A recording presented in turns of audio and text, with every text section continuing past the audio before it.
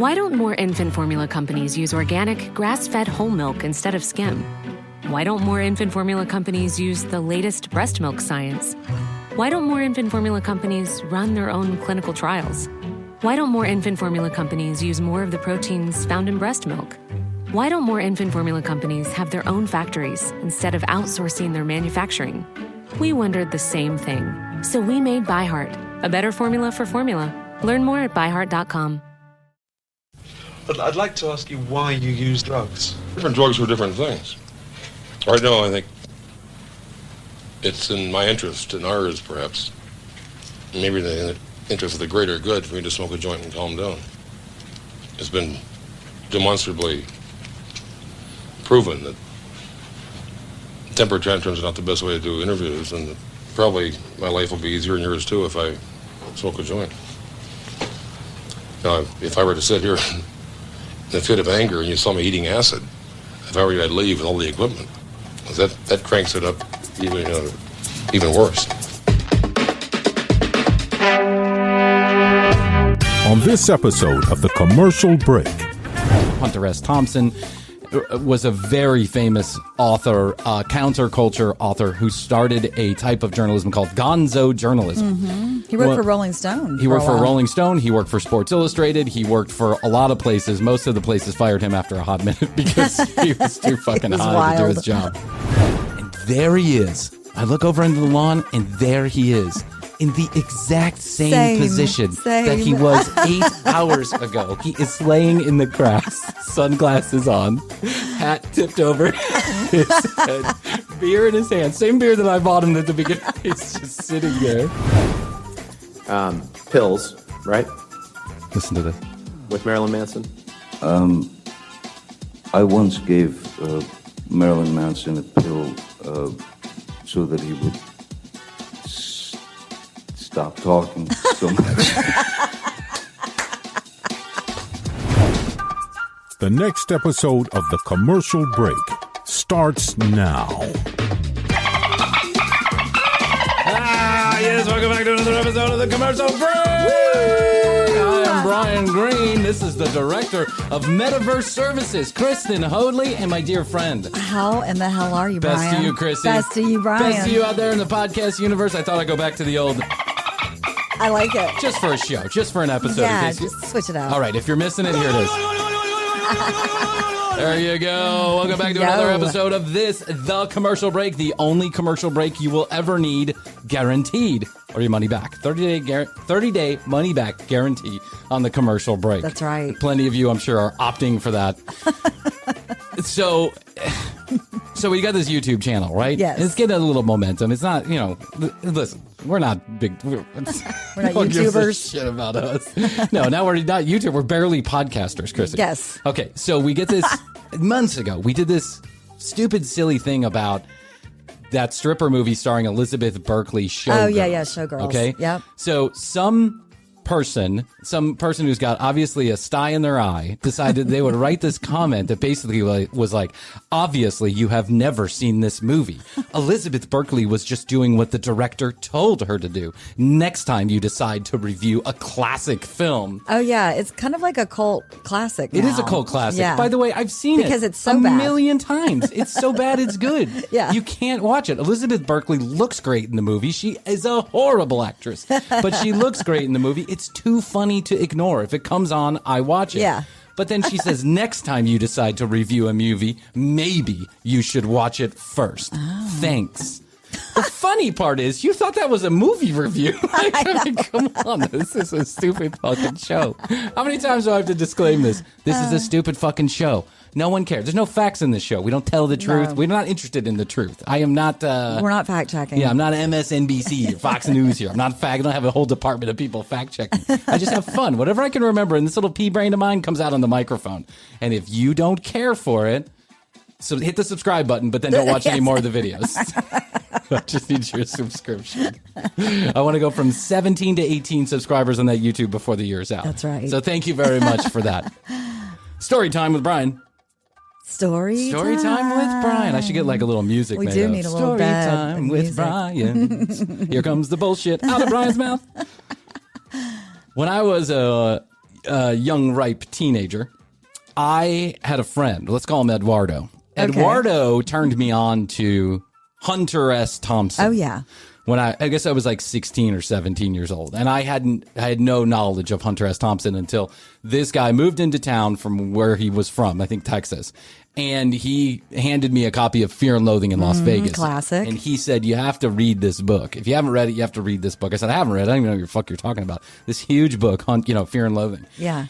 And I started to read it, and I was hooked immediately. Blown away at the sheer audacity of this book and the style in which it was written. For those of you that don't know, Hunter S. Thompson was a very famous author, counterculture author who started a type of journalism called Gonzo journalism. Mm-hmm. He worked for Rolling Stone. He worked for Rolling Stone. He worked for Sports Illustrated. He worked for a lot of places. Most of the places fired him after a hot minute because he was too fucking high to do his job. He was wild he is the definition of debauchery. I think he once said, let me see if I get this. This is not word for word. Please don't write on the fucking YouTube page about this, you dumb shit.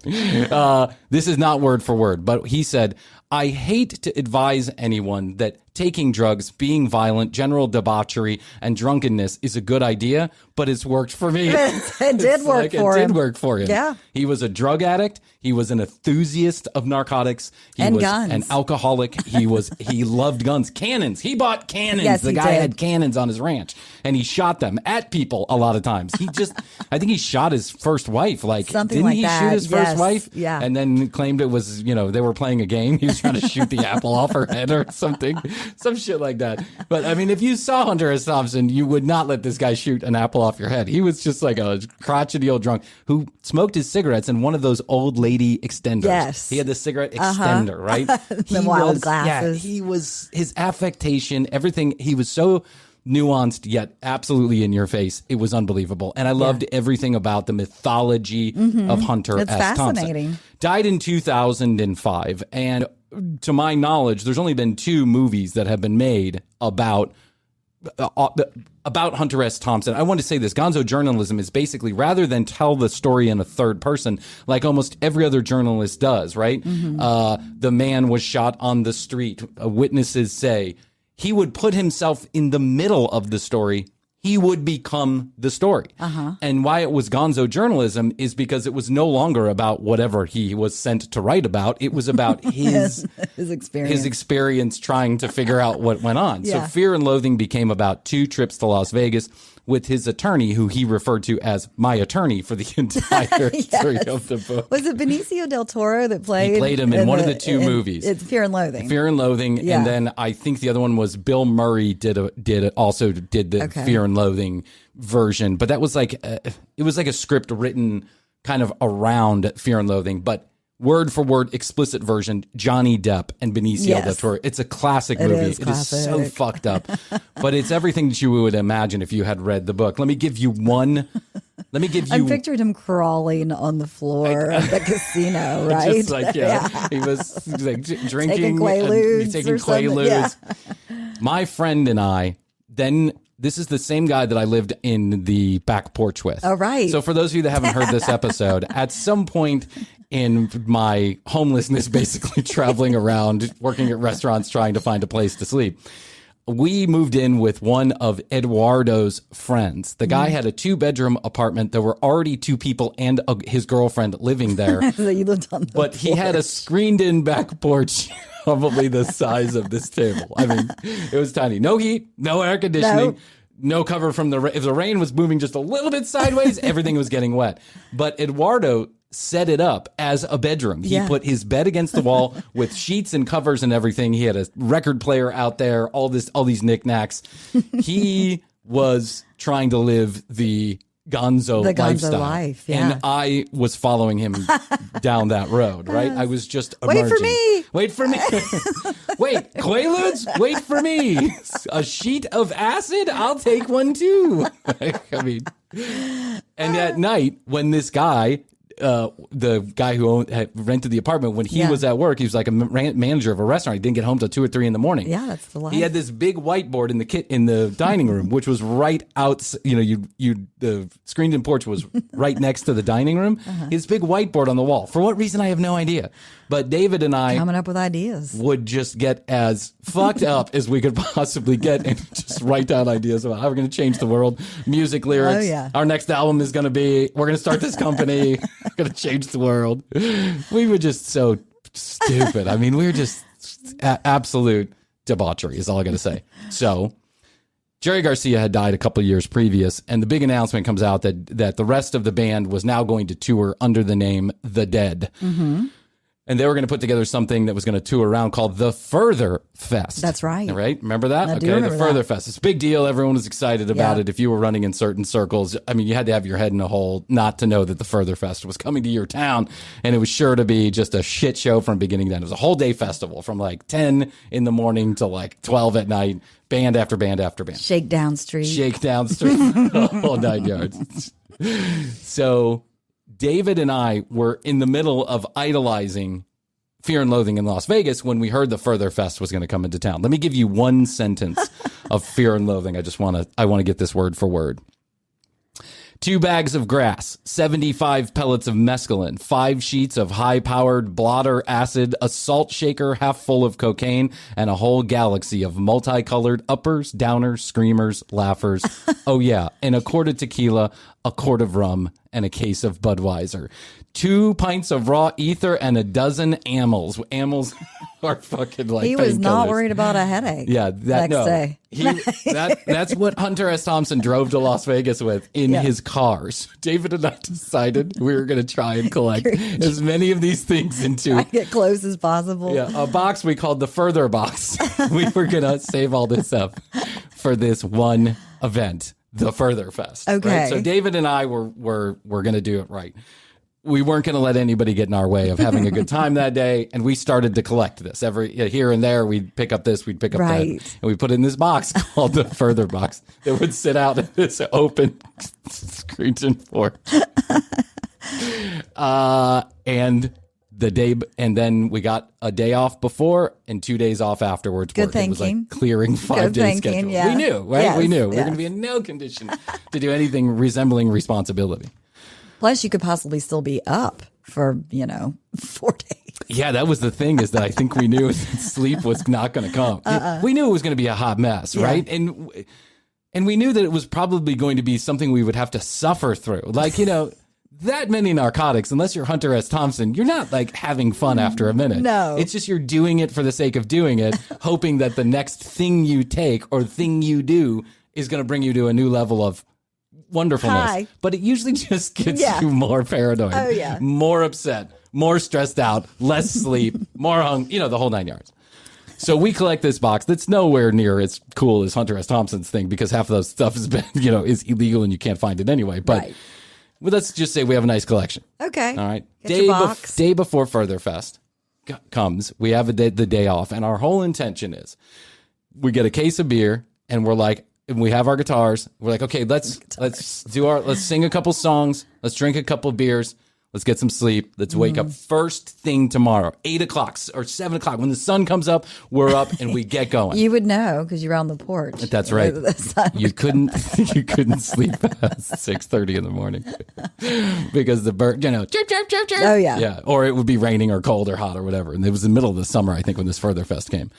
That sounds right. I would so let's say at noon, we'd crack a beer. It wasn't even 2 p.m. before that box was broken open. I was going to say. And all over the place. And we were halfway through it by 9 p.m. I mean, we were just so torn up. Yeah. By the time Further Fest rolled around, the box was dry. There was nothing in there. God. Not a fucking thing. And it was also 2 p.m., so we had Blew missed your we wad. blew our wad. We were like little children. It's like my son. You can have 2 gummy bears later or 1 gummy bear now, right? You'll take the 1 gummy bear now all day long. We go to the festival. at 2 p.m.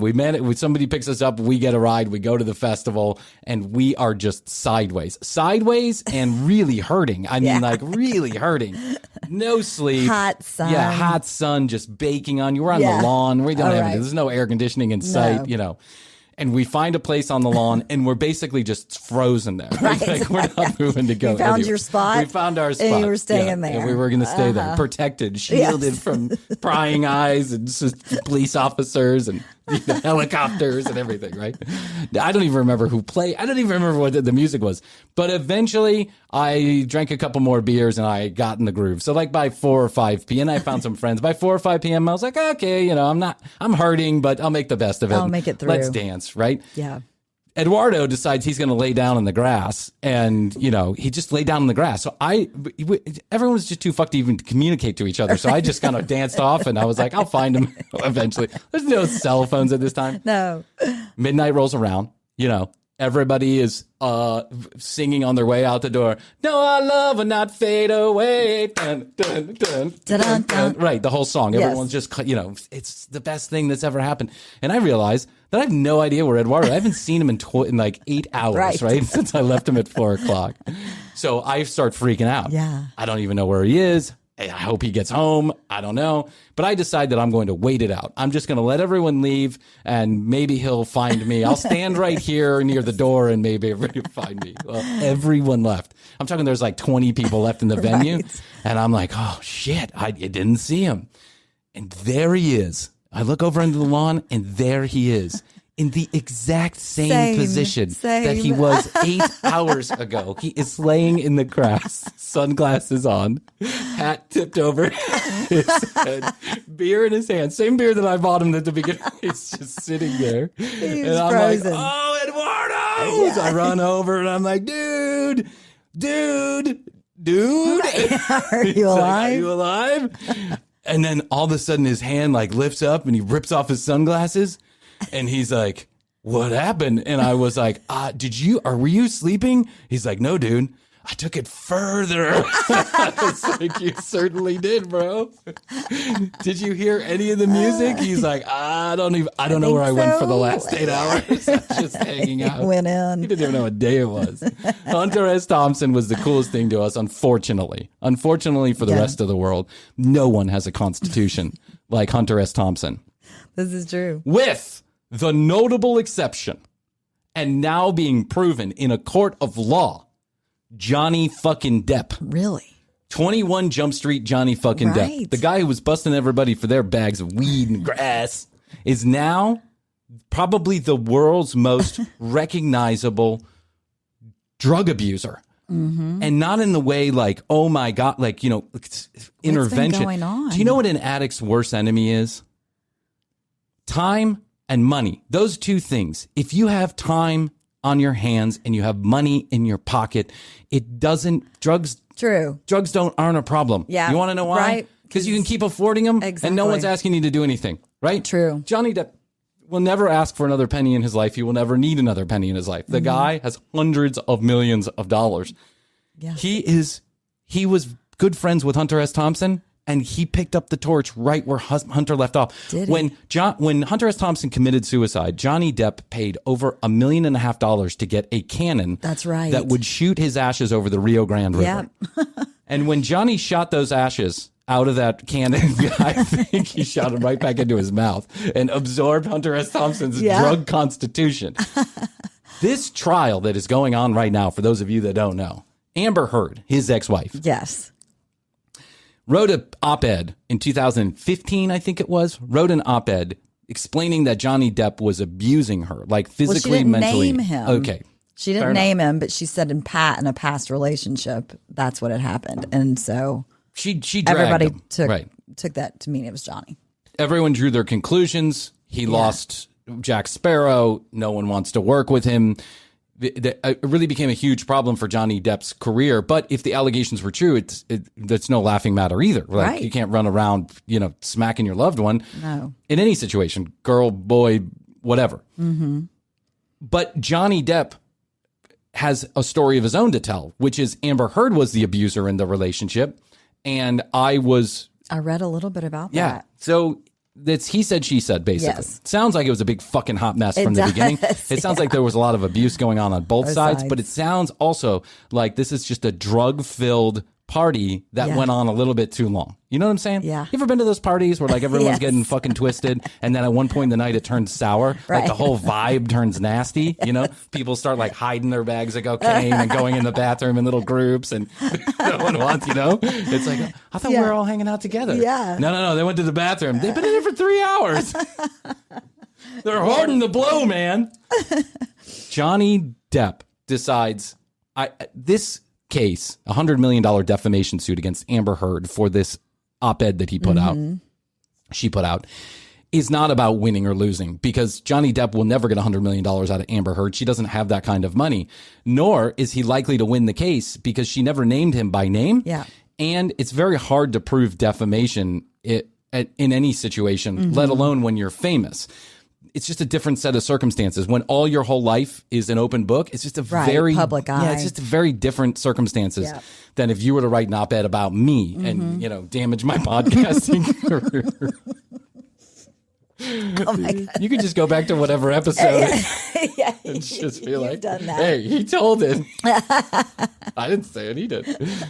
So he has this $100 million defamation suit over the last 2 weeks. As we're recording this, over the last 2 weeks, Johnny Depp knows all of this information is going to come out. He knows that there are pictures and videos of his drug abuse, of things that he's said, of all kind of stuff. He knows, and he's prepared because he gets up on the stand and essentially gets cross-examined live on television in front of millions and millions of people streaming it on the internet and everything.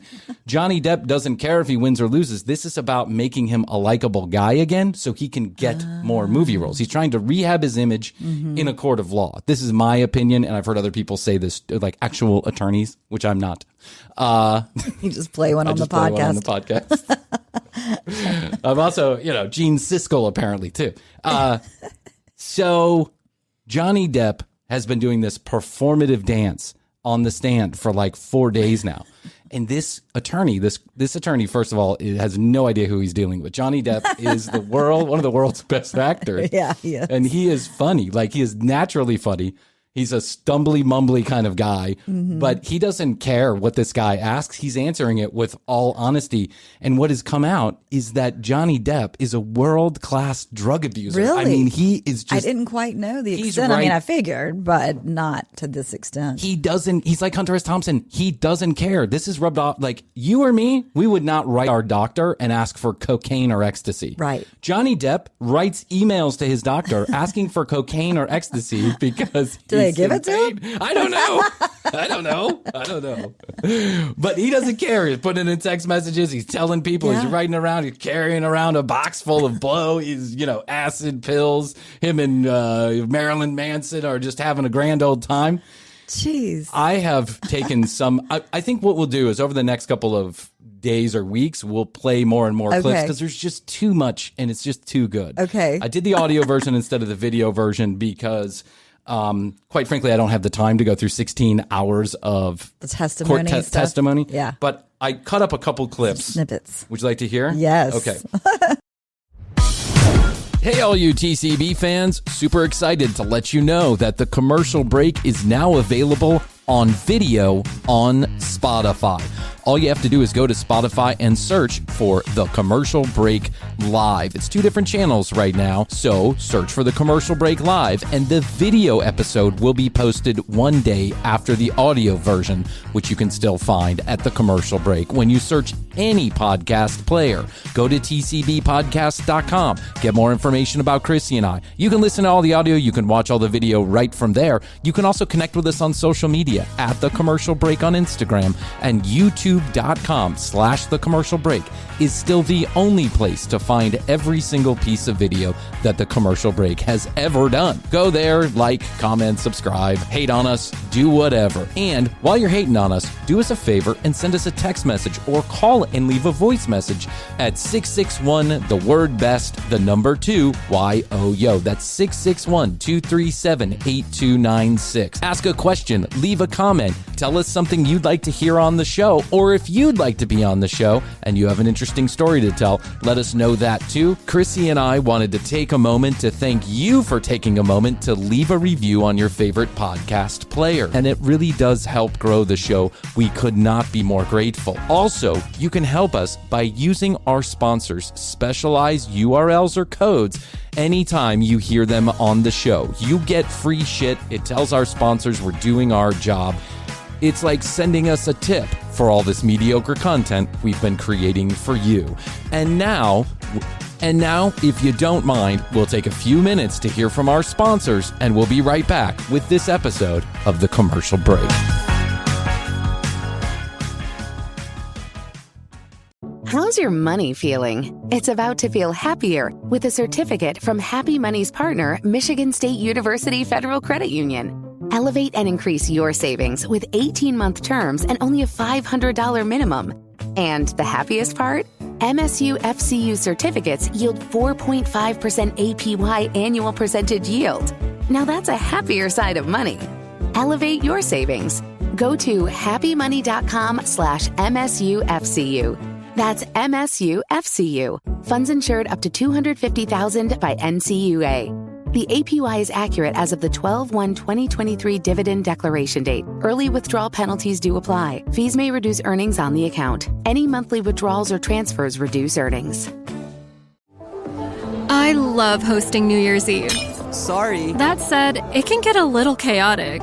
Thankfully, I made sure the party was stocked with Drizzly, the go-to app for drink delivery. Drizzly lets you compare prices on a huge selection of beer, wine, and spirits, then get them delivered right to your door. Download the Drizzly app or go to drizzly.com. That's DRIZLY.com today. Must be 21 plus, not available in all locations. I'll just let you listen to, let's do a drugs one first. I'll just let you listen to this and you tell me what you think, okay? Okay. Here we go. All right, this is about drugs. Johnny Depp talking about drugs. Not saying there is, but you were asking for more cocaine and you were asking for more ecstasy, correct? I wasn't asking for more ecstasy. I was asking for ecstasy because that was what I was requested by Miss Heard. And one of your good friends that you've taken drugs with before is Marilyn Manson, right? Yes, we've taken, we've drank together.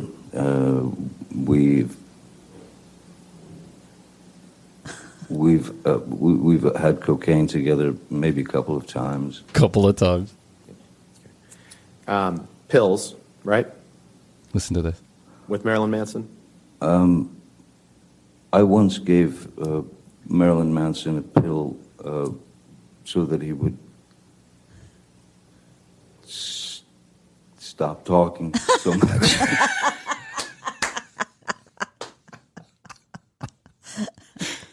I'm just imagining Marilyn Manson. Take this. Marilyn Manson, you gotta shut up, man. Yeah. I just imagine a long day or night or several of like cocaine abuse. Yeah. And talking Marilyn's and talking just and yapping away about his new album or whatever. And Johnny's like, can't take it anymore, man. You gotta shut up, Marilyn. You gotta shut up. Take this. Yeah, take 4 Vicodin. Call me in the morning. Take 6 Xanax. Stop talking. He admits to drugging his friend, so he stops talking. This is a riot. I'd love one day at this house. One day at Johnny Depp's house. He should, if he needs money, he should just sell a day with Johnny Depp. True, and it's a whole experience. I would buy, people are paying $50 million to go to the ISS station, the International Space Station. I would forget that. I would happily. Johnny Depp. Yeah, a week with Johnny Depp. I'd certainly want protective gear. That's what I'd want. And I don't do drugs now, but I just want to be a part of the action. I just want to put myself into the middle of the action. You want more? Yes, all right, please. Here we go. Here's something about a picture. Mr. Depp, do you recognize this picture as being... By the way, he's very mumbly and stumbly, so there's long pauses in between this stuff, and I'm sorry, but I thought I'd leave it for, first of all, for posterity's sake, but second, for affectation. Okay. It's important, I think, you understand how Johnny Depp is on the stand. Like, he doesn't have a care in the fucking world. I'm almost convinced that he's high right now. I was going to say. He wears sunglasses some days. Right then. Yeah, of course he is. A picture of you. Yes, Miss Heard kindly showed it to me the day after she took it, yes. Okay. Kindly. Kindly. This picture, This is a picture of you on a black leather couch, passed out, correct? Passed out's an interesting way of putting it. I call it fucked up. Not I passed call out. it high on fentanyl. Not agree. Yeah, not agree. Hearsay, Your Honor. I'm not passed out. I'm fucked up. I don't want people thinking I don't want people thinking I'm a lightweight. Be asleep? Where is it? What residence? That's in Boston. I'm sorry?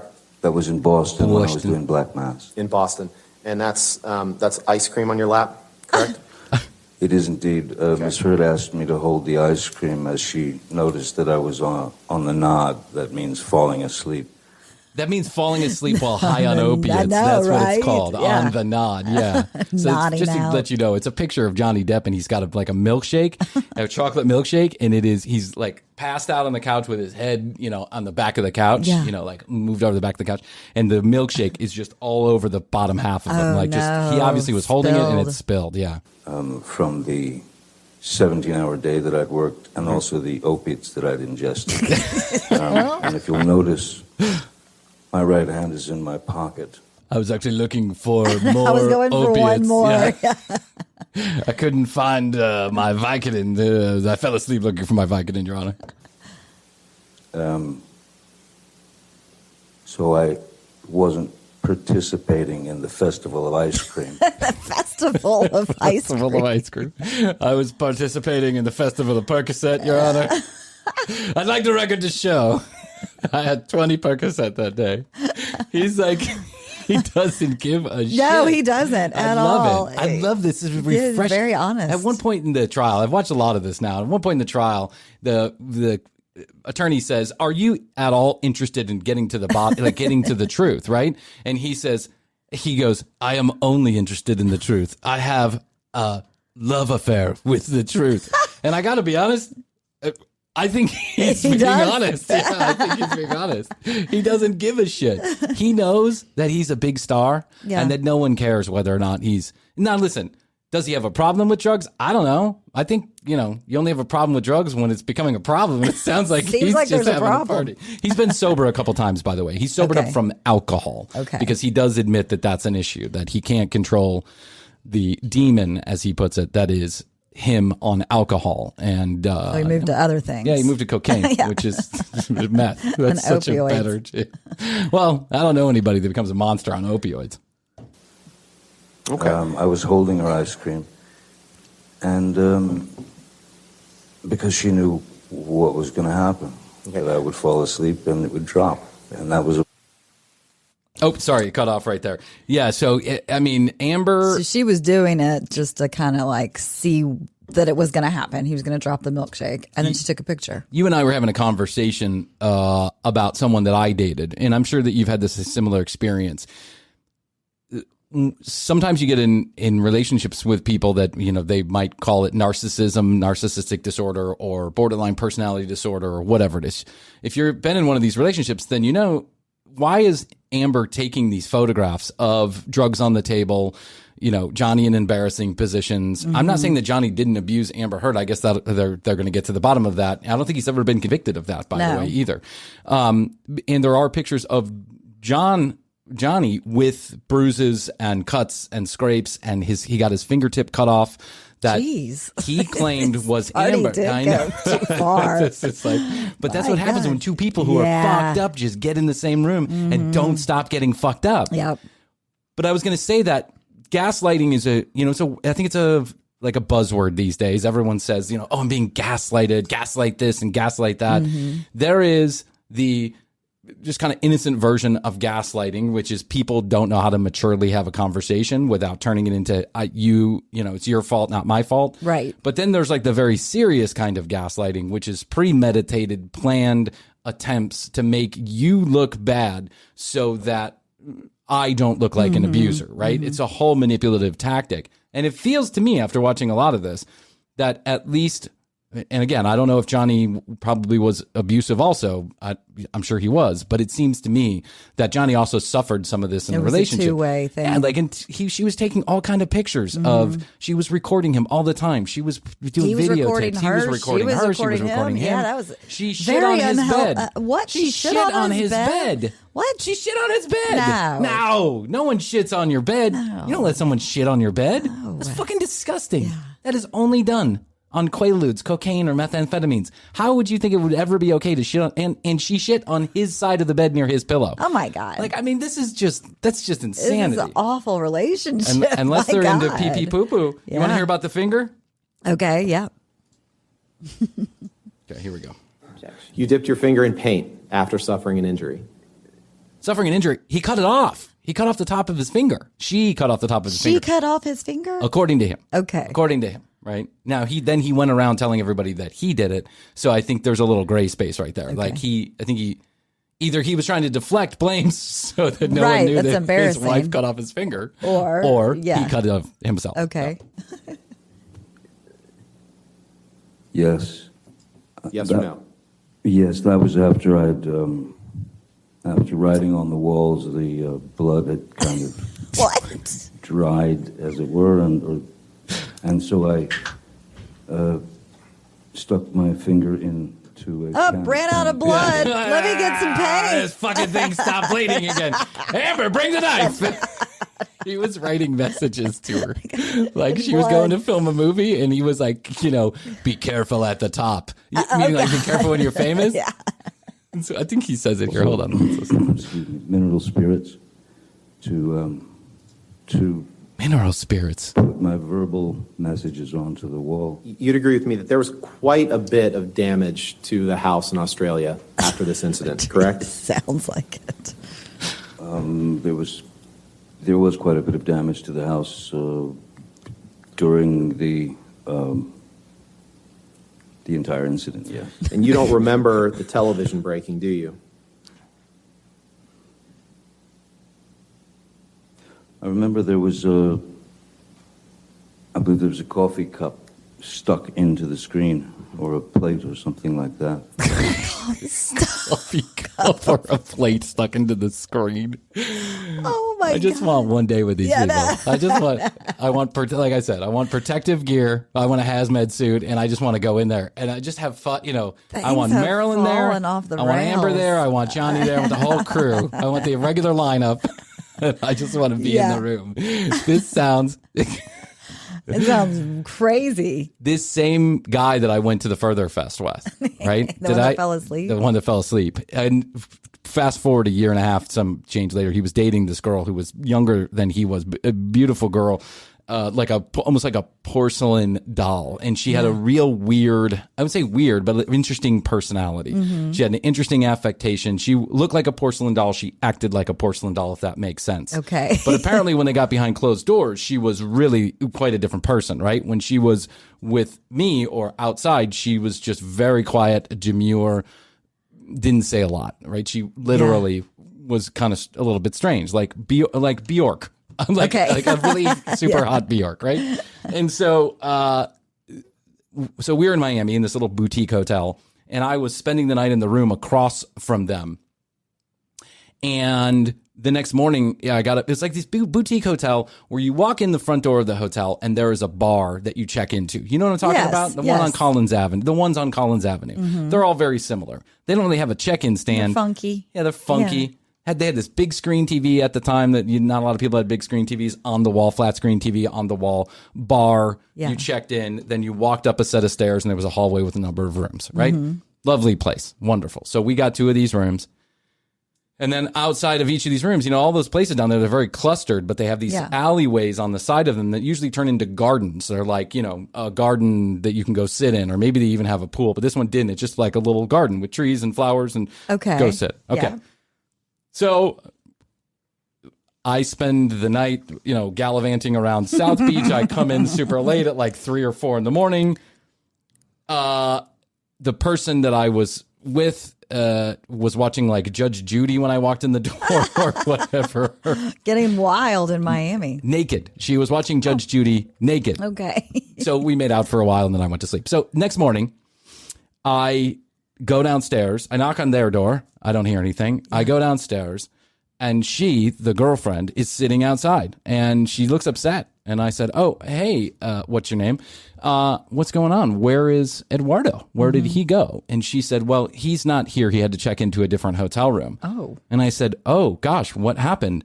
And she said, "Well, I don't want to get into all the details, but we got into an argument and he threw the TV out the window." He threw the TV out the window. He did that? I thought that had to be a joke, right? And this girl's a little strange. So I was like, okay. So the other girl who was with me is like, this can't be true. Like, he didn't do that. And so I go to the front desk and I'm like, "Hey, did this guy check out last night? Or, was there some kind of incident there?" Yeah. "Oh, yes, sir. Oh, yes, sir. There was. Someone complained that they were outside smoking a cigarette and a television came flying by their head." Oh, and my I was God. like, "A television came flying by their head." "Yes, sir. It was almost a mass murder." It was like, she had it's like pushed some Cuban Eduardo to the She brink. pushed Eduardo to the brink. He threw the fucking television out of the window. And this was a time when they did not have, the flat screen TVs were not 6 pounds. They were like, 40-pound TVs. And some guy was out there smoking cigarettes. And out comes the TV. It just out on the second floor. Oh, my God. It was wild. Not wild like this, but, kind of wild anyway. It's you could have also defaced a painting by drawing a penis on it, didn't you? I don't know about that. I don't remember drawing a penis on a painting. Given the state you were in, it's entirely possible that you did that, even if you don't remember it to this day, correct? Drawing a penis on a painting was not the first thing on my mind. However, I may have done it. Yeah, there's a big possibility. The first thing on my mind is where we're going to get blow in Boston. The second thing on my mind is where's that painting with the penis on it? It should have a penis. I had messages to write, reminders. You testified that he had reminders that he had to write with his bloody finger. This guy is wild. Hoadley, I'm telling you. Get me a date with this guy. I'm so interested in this. This is just insane to me. It really insane. You wrote on the mirror, and I don't remember exactly what you said, but you essentially said that you wrote things about your past with Miss Heard or grievances that you had with her, correct? Reminders, yes. Reminders. Get a fucking Post-it note, dude. There's the note. There's the notes app in your phone. It works great. Have a great day at work, honey. I wrote that with my eyeball that I took out of my head. Yeah. "Hey, girl, it's me. I just wanted to call, let you know I cut off my toe. I wrote you a love note, left it at your parents' house. It's on the front door." Hey, girl, what's up? It's me. I took one of our parishioners. I cut off their arm. And I brought it to the house and wrote it and left you their arm just to remind you to call me. I left it with a phone in it to remind you to call me. I put a burner phone in the arm, so you call me when you get a chance. Thanks, girl. Yeah. Thanks, girl. Johnny Depp. All right, one more about drugs. Okay.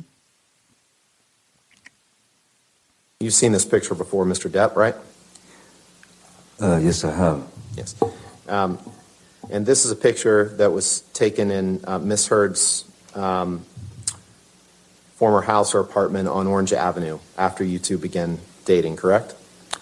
Yes, sir, and it's quite a composition. The composition of the photograph is very interesting. I think that's something we can agree on. This attorney's so what out of is his league. What is the picture?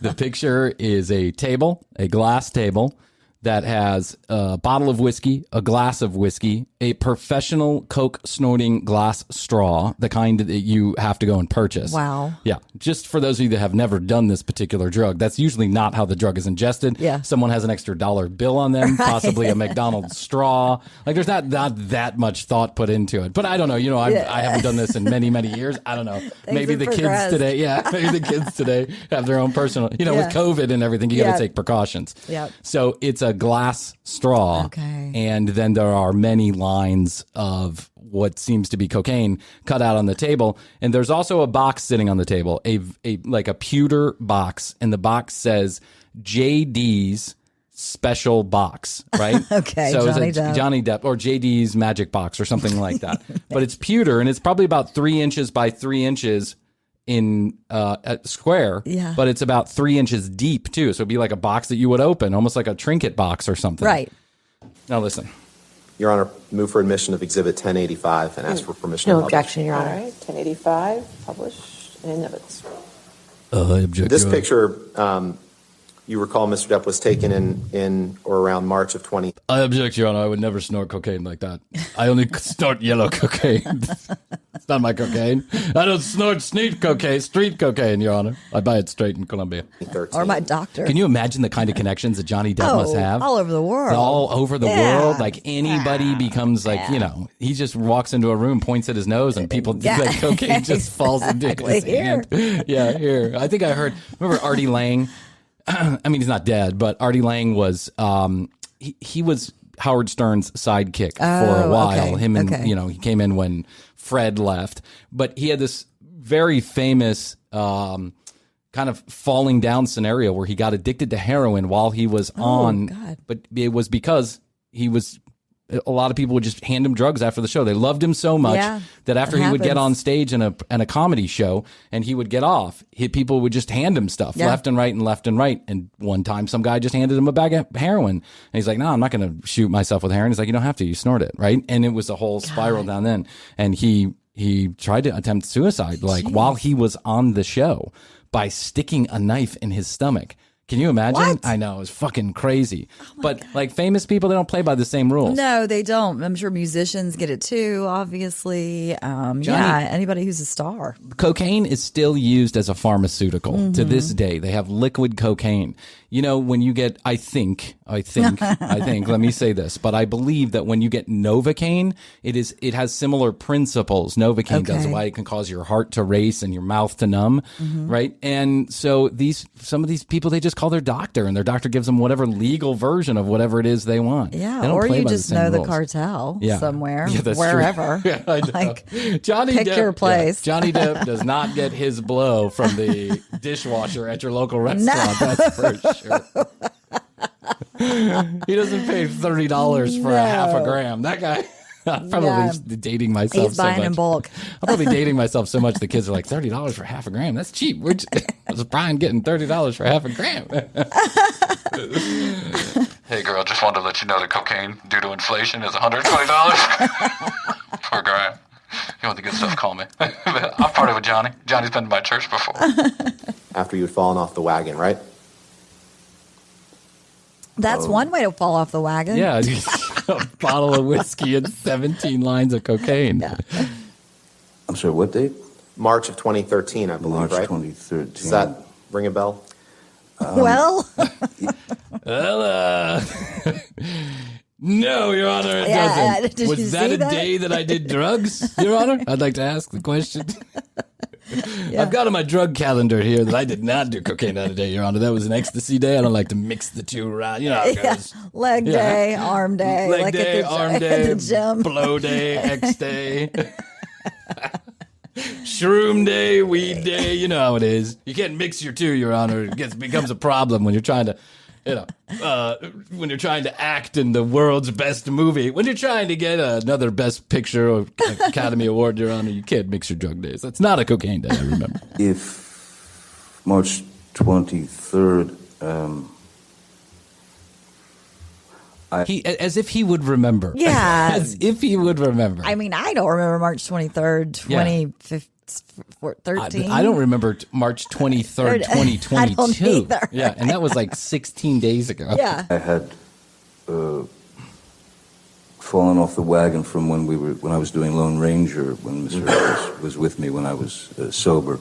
Okay. But the whiskey that's on the table was an average. Every day I would come home to her place and there would be a glass of whiskey waiting for me. And you would sometimes drink whiskey in the mornings too, right? During this time period. Isn't happy hour any time? Well, Yes, Johnny. That's going to be a drop on our show. That's classic. That's classic Johnny Depp right there. I mean, the guy is just... Yeah. For him, it is. He could just fly to a different time zone, too. And like wherever. I mean... What time? What time do you need it to be? Your Honor, I'd like to point out that in my script, it says it's dark outside when I'm filming. Right. I'm a little confused about the time, Your Honor. I had to get in the mood. I had to be on the set early in the morning, but I was filming a night scene. That's why I was doing copious amounts of cocaine and drinking, Your Honor. Your Honor, I'd like to point out that... can I have a moment to take some shrooms? Do you mind, Your Honor? Can the court recess briefly while I do another bump? I'm starting to lose my high. It's becoming agitating. Yeah. Your Honor, am I allowed to smoke? No, not allowed to smoke cigarettes. And what about crystal meth? Would that be okay, Your Honor? Thank you. Thank you, Your Honor. Would Your Honor like a Xanax? Right. Is this attorney Can boring? I give that lawyer one of my pills that make people stop talking? Is this attorney boring you like he's boring me? Your Honor, permission to approach the attorney with some Vicodin. Oh, this guy's a bucket of monkeys, dude. I love it. It's very fascinating. You know, part of what made me feel so, I don't know. So now I say connected because I was never felt connected to Hunter S. Thompson. He just had lived a different life than any of us will ever live. Right. Right. And while I had my fun times, I certainly wasn't living a lifestyle like Johnny Depp. No way. But part of what made me feel excited about Hunter S. Thompson was at that time back in the 90s when I was growing up to talk about these things so out in the open, to give these experiences words and verbalize how you felt and what you did and the things that were going on in your brain. Johnny Depp is showing the exact same kind of gonzo journalism right on the stand. Now, I want to say that abuse, emotional abuse and physical abuse is a very serious thing, as is drug addiction and alcoholism. I'm not poking fun at those, but this is a fucking comedy show. So, I mean, come on, guys. I'm just having a little bit of fun with it. I'm always apologizing before I do anything because I'm so afraid that, not afraid, but I can already hear the commenters like, alcoholism is I know it's a very serious issue if you're a regular person, but if you're Johnny Depp, you just drink. That's what you do. Johnny Depp is a bucket of monkeys. Yeah. He's letting it all out on the stand. You think we can? There's a possibility of getting him on the show if we have enough drugs. Zoom in.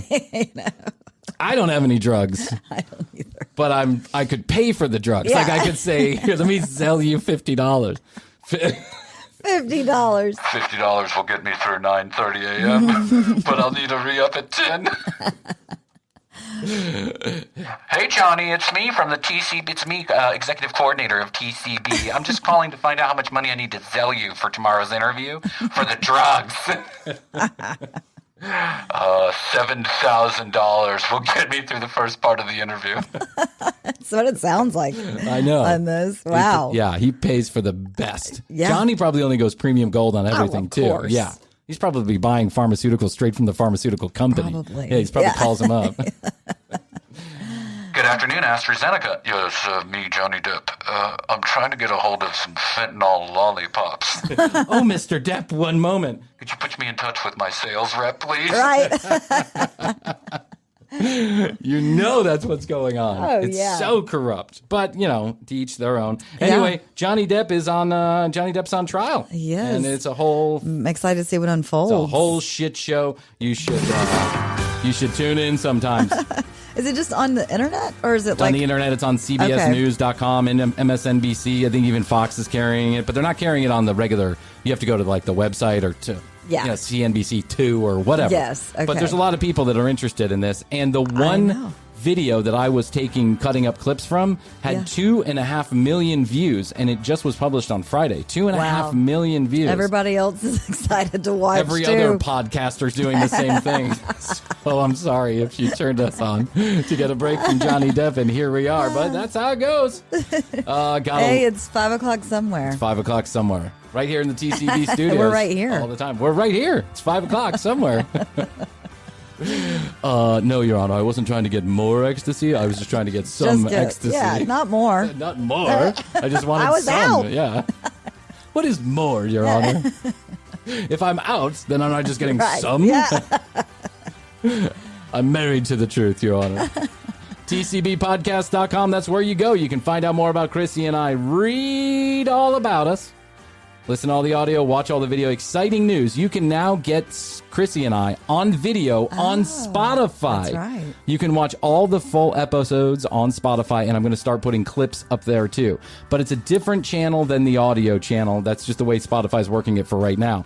So go search for TCB Live, or we'll put a link on the website and in the show notes. TCB Live, The Commercial Break Live is how you have to search it. And when you search The Commercial Break Live, you'll see the same Commercial Break logo, but with a big blue live under it. That's it. If you click play, you can see the video version on your Spotify app while you're driving. No? When you're drugging. When you're drugging. When you're drugging. Yep. When you're being your own little when you're on your own little Johnny Depp world, you can watch The Commercial Break Live. We're building out the back catalog, so there's just a few of the most recent episodes, but I'm building out the back catalog as we go along. Again, I'll start to put clips up there on a daily basis, as well as youtube.com/The Commercial Break.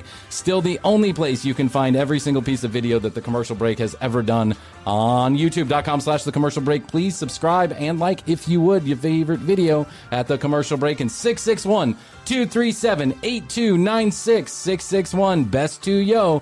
Text us questions, comments, concerns, and if you want to be on the show, let us know. Krissy, that's all I can do for today. That's right. I love you. I love you. Best to you. Best to you, Bryan. And until next time, we always say we do say we must say bye.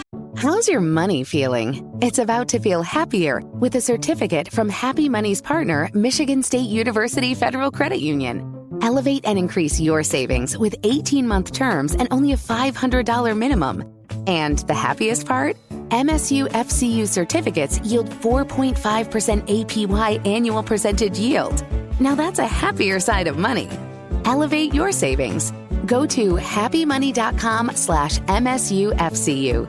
That's MSUFCU. Funds insured up to $250,000 by NCUA. The APY is accurate as of the 12/1/2023 dividend declaration date. Early withdrawal penalties do apply. Fees may reduce earnings on the account. Any monthly withdrawals or transfers reduce earnings. Why don't more infant formula companies use organic, grass-fed whole milk instead of skim? Why don't more infant formula companies use the latest breast milk science? Why don't more infant formula companies run their own clinical trials? Why don't more infant formula companies use more of the proteins found in breast milk?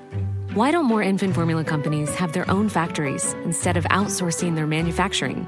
We wondered the same thing. So we made ByHeart, a better formula for formula. Learn more at byheart.com.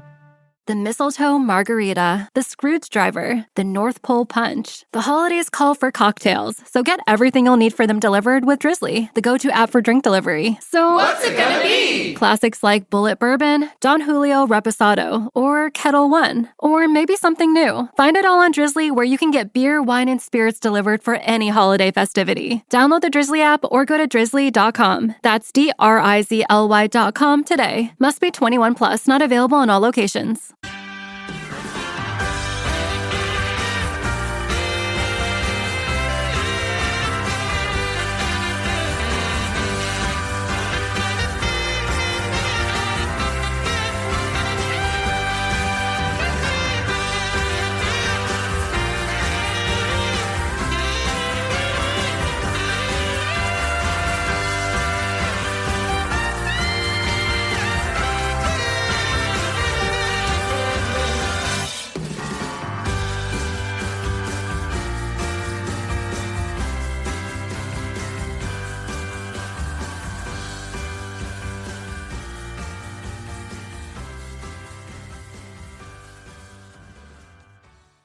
How's your money feeling? It's about to feel happier with a certificate from Happy Money's partner, Michigan State University Federal Credit Union.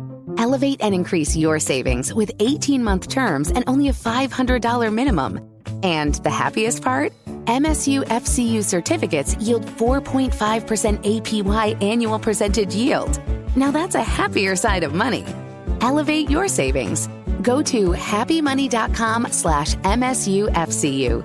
That's MSUFCU. Funds insured up to $250,000 by NCUA. The APY is accurate as of the 12/1/2023 dividend declaration date. Early withdrawal penalties do apply. Fees may reduce earnings on the account. Any monthly withdrawals or transfers reduce earnings. Capture life's moments like never before with Rockbrook Camera, Nebraska and Western Iowa's premier camera store since 1975.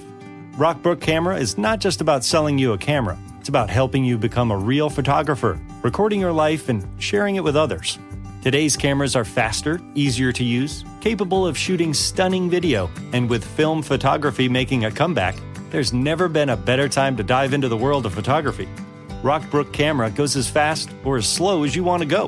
You can try before you buy with camera rentals, or give that older generation camera in the used department a whole new journey. Find Rockbrook Camera, 1 block south of 168th and West Center in Omaha, 70th and Pioneers in Lincoln, and at rockbrookcamera.com. That's rockbrookcamera.com. Discover or rediscover your love of photography today at Rockbrook Camera. Great photography begins here.